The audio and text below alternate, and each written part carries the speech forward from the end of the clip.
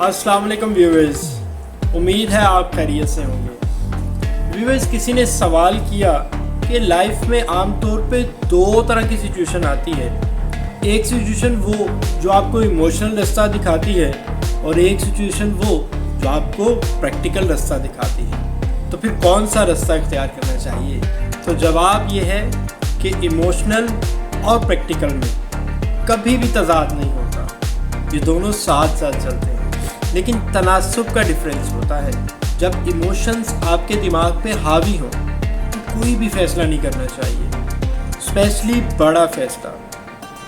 अब एक छोटा फैसला ये हो सकता है कि आपके एक दोस्त ने कहा कि चलो आज मूवी देखने चलते हैं, और आपने इमोशन में फ़ैसला कर दिया कि हाँ चलो ठीक है अभी चलते हैं। तो ये एक फ़ैसला हो सकता है, और इस तरह फिल्म या मूवी देखने से आपको कोई नुकसान भी नहीं होता, तावक्त है कि आपके पास कोई बहुत ज़रूरी काम ना हो जो आपने उस मूवी के टाइम को दे दिया हो। और दूसरी तरफ ये एक बड़ा फ़ैसला कि किसी ने आपको प्रपोज़ किया और उसने कहा कि क्या तुम मुझसे शादी करोगे, तो आपने जज्बात में हाँ बोल दिया, जबकि ये एक बहुत बड़ा फ़ैसला हो सकता है जो आने वाले दिनों में बहुत से मुश्किल नताइज के सामने भी आपको ला के खड़ा कर सकता है। सिर्फ इमोशंस में आके कोई भी बड़ा फ़ैसला मत कीजिएगा, चाहे वो कैरियर का फ़ैसला हो, चाहे वो आपके पार्टनर का फ़ैसला हो, और कोई भी बड़ा फ़ैसला।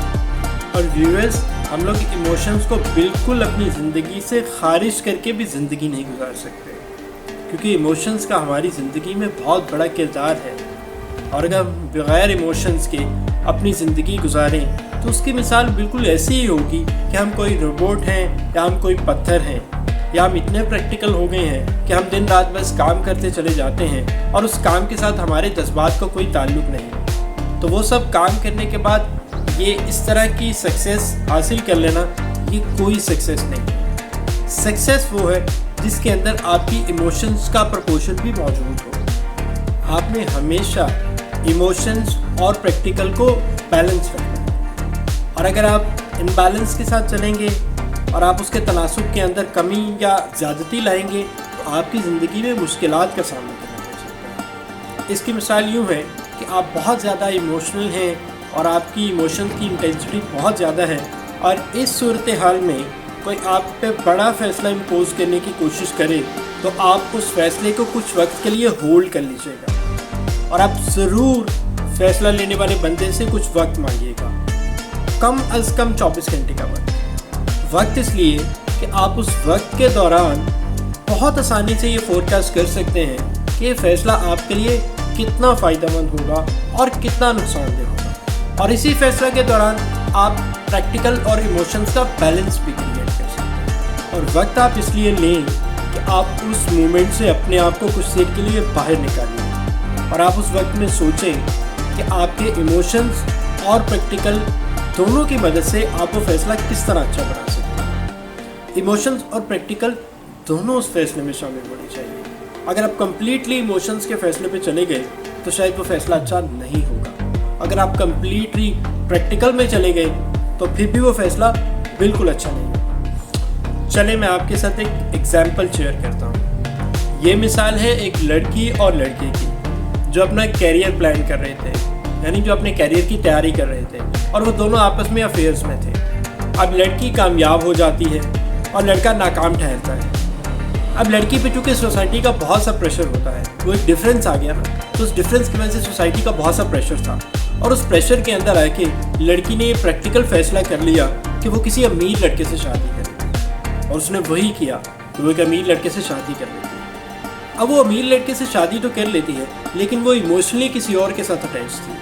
अब वो अमीर लड़के से शादी करने के बाद अपनी लाइफ को सक्सेसफुल नहीं गुजार सकी, क्योंकि उसने एक ऐसा फ़ैसला किया था जो इनबैलेंस फ़ैसला था, जिसके अंदर सिर्फ प्रैक्टिकल था, जिसके अंदर इमोशंस शामिल ही नहीं थे। और आप और मैं ऐसे बहुत से लोगों को जानते हैं जो कि इमोशनली किसके साथ अटैच थे, और उन्हें प्रैक्टिकली बहुत सी जगहों से ऑफ़र्स आई, करोड़ों रुपए के दहेज की ऑफ़र्स आई, बहुत सी बड़ी ऑफ़र्स आई कि आपको दूसरे मुल्कों में सेट कर देते हैं, लेकिन उन लोगों ने अपने फैसलों के अंदर प्रैक्टिकल और इमोशंस दोनों को शामिल किया, और उन्होंने उसी पार्टनर के साथ शादी करना पसंद की जिसके साथ वो इमोशनली अटैच थे, और वो कामयाब ज़िंदगी गुजार रहे हैं। अब कोई उनकी फैमिली में कह सकता है कि उन्होंने प्रैक्टिकल फैसला नहीं किया, लेकिन वो शख्स और वो खातून खुद जानती है कि उन्होंने एक प्रैक्टिकल और इमोशनल बैलेंस्ड फैसला किया है, और वो इसलिए कि वो बेहतर ज़िंदगी गुजार सके। अब उस लड़की की मिसाल, उसने एक प्रैक्टिकल फ़ैसला कर लिया और उस प्रैक्टिकल फ़ैसले की बुनियाद पे एक अमीर शख्स से शादी कर ली। अब वो सारी ज़िंदगी अपने इमोशनली अपने आप को मैनेज नहीं कर सकेगी, क्योंकि उसने एक इम्बैलेंस फ़ैसला किया। और जब वो इमोशनली अपने आप को मैनेज नहीं कर सकेगी तो फिर उसकी ज़िंदगी की कामयाबी उसके किसी काम की नहीं। इस प्रैक्टिकल फ़ैसले पर पैसा उसे कैसे खुशी देगा जब वो ही ना रही। तो इसलिए इतना प्रैक्टिकल मत होना कि आप अपने माँ बाप, बहन भाई, करीबी दोस्तों के इमोशंस के साथ खेलना शुरू कर दें, और इतना इमोशनल भी ना होना और कोई आसानी से आपको बेवकूफ़ बना के चला जाए। इस दुनिया का निज़ाम भी बैलेंस पर ही है। आप उसमें प्रैक्टिकल और इमोशंस दोनों के साथ अपनी ज़िंदगी गुजारें। व्यूअर्स, अब यहाँ पे मैं एक और चीज़ आपके साथ शेयर करना चाहता हूँ। किसी ने मुझसे कहा कि उनको बहुत ज़्यादा डिमोटिवेशन हो जाता है, वो डिमोटिवेटेड रहते हैं। तो मैंने इनसे पूछा कि कितनी इंटेंसिटी है कि आप डिमोटिवेटेड रहते हैं। तो उन्होंने कहा कि एक हफ्ते में 2 से 3 बार मैं डिमोटिवेटेड हो जाता हूँ और मुझे समझ नहीं आती कि मैं क्या करूँ। तो मैंने उनको कहा, बिल्कुल तंदुरुस्त हैं, आपको फिक्र करने की ज़रूरत है। क्यों? क्योंकि मोटिवेशन और डिमोटिवेशन के लाइफ का पार्ट है। अगर आप सिर्फ मोटिवेटेड रहते हैं तो कभी आगे नहीं बढ़ सकते। क्यों? क्योंकि आप हमेशा जो है वो अपने आप को बेहतर समझेंगे। आप समझेंगे मुझ में कोई कमी नहीं, मैं सारी दुनिया से बेहतर हूँ, तो लिहाजा मैं बहुत मोटिवेटेड महसूस करूँगा। लेकिन याद रखें, आपसे बहुत से लोग बेहतर मौजूद हैं जिनको देख के आपको कभी कभी डिमोटिवेशन आना चाहिए, जो आपको दोबारा ऊपर उठने का मौका देता है। और याद रखिए, आप बहुत ज़्यादा सुपीरियर भी फील करें। मैं नहीं कहता कि आप हर वक्त जो है डिमोटिवेटेड फील करें और कभी भी मोटिवेटेड ना रहें। नहीं, आप बहुत बेहतर भी हैं, क्योंकि आपके बहुत ज़्यादा ऐसे लोग मौजूद हैं आपके इर्द गिर्द जो आपसे थोड़े नीचे हैं, जिनको देख के आपको बेहतर महसूस होता है। आप अपने आप को बेहतर और कॉन्फिडेंट महसूस करते हैं। तो ये दोनों एलिमेंट्स हैं। जब आप ज़िंदगी गुजारेंगे तो आपको ये दोनों एलिमेंट्स का सामना करना पड़ेगा। और अगर आप सिर्फ मोटिवेटेड हैं तो फिर आप बीमार हैं, आपको भी इलाज की ज़रूरत है।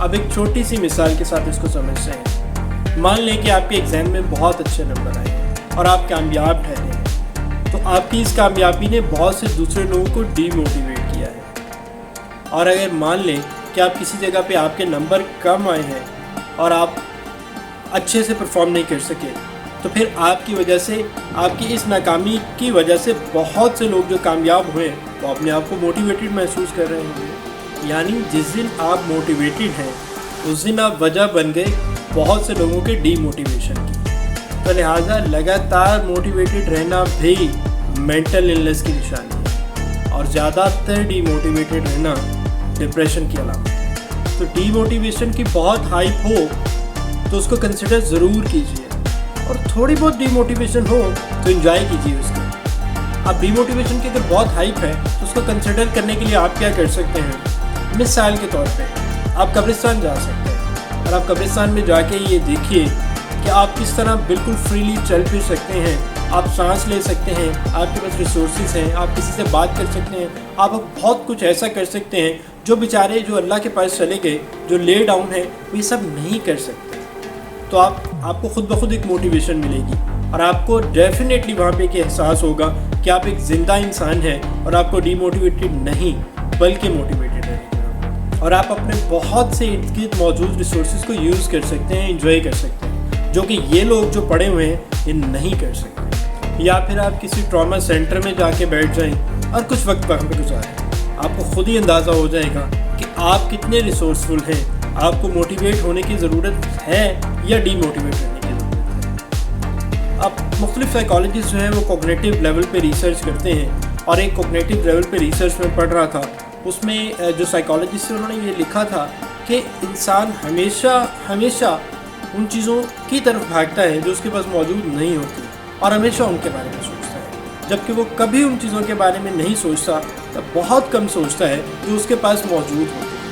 तो हमें अपने पास मौजूद चीज़ों को हमेशा सोचना और कंसिडर करना चाहिए, और उन्हीं रिसोर्सेज से अपने आप को फ़ायदा पहुंचाते रहना चाहिए। तो व्यूअर्स, ये ह्यूमन नेचर है कि ज़िंदगी में आपको जो मुयस्सर नहीं आता वो बहुत बड़ा नज़र आता है, और जो आपके पास या आपको मिल जाता है वो बहुत छोटा नज़र आता है। तो हमेशा याद रखिए कि पहले ये सीखें कि जो बहुत बड़ा नज़र आ रहा है क्या वो इतना बड़ा है भी या नहीं, और जो आपके पास मौजूद है जो आपको बहुत छोटा नज़र आ रहा है क्या वो इतना छोटा है भी या नहीं। तो पहले इन दोनों चीज़ों में फ़र्क करने से हमें शुरू करना पड़ेगा। और अगर आप थोड़ा सा और आगे बढ़ना चाहें तो आपको अगर ये लगे कि आप बहुत ही मोटिवेटेड हैं तो फिर कागज़ पेंसिल लेके बैठ जाइए और आप सोचिए और लिखना शुरू कर दीजिए। लिखना क्या है, वो सब चीज़ें जो आपके पास मौजूद हैं उन सब चीज़ों की लिस्ट बनाइए। बहुत बड़ी बुक भर सकती है और आपको अंदाज़ा हो जाएगा कि आप कितने ब्लेस्ड हैं और आपके पास कितना कुछ मौजूद है जो शायद दूसरों के पास मौजूद है। सो व्यूअर्स, अब आपने अपनी ज़िंदगी में 2 फैसले करने हैं। पहले नंबर पे जो आपने फैसला करना है वो ये है कि आपने अपनी ज़िंदगी के अंदर कितना प्रैक्टिकल पोर्शन ऐड करना है और कितना इमोशनल पोर्शन ऐड करना है। यानी आपने प्रैक्टिकल और इमोशनल का एक बैलेंस क्रिएट करके अपनी ज़िंदगी गुजारनी है। आपने ये हरगिज़ नहीं करना कि आपने बिल्कुल अपनी ज़िंदगी को प्रैक्टिकल कर लेना है और इमोशंस उसके अंदर से निकाल देने हैं, या आपने अपनी ज़िंदगी को इतनी इमोशनल कर लेना है कि प्रैक्टिकल के एलिमेंट उसके अंदर से बिल्कुल ख़त्म हो जाए। तो ये दोनों का बैलेंस क्रिएट करना है।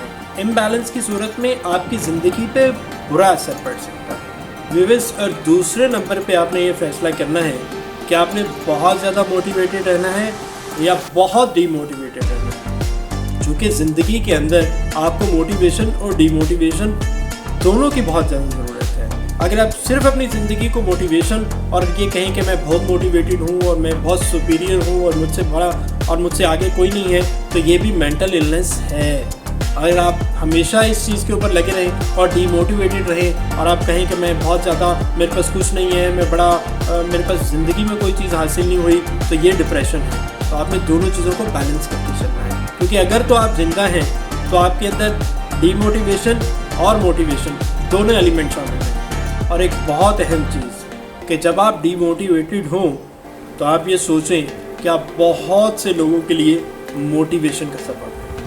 व्यूअर्स, हम हमेशा अपनी ज़िंदगी को इस शेर के तनाजुल में सोचते हैं, दुनिया जिसे कहते हैं वो जादू का खिलौना है, मिल गया सो मिट्टी है, ना मिला वो सोना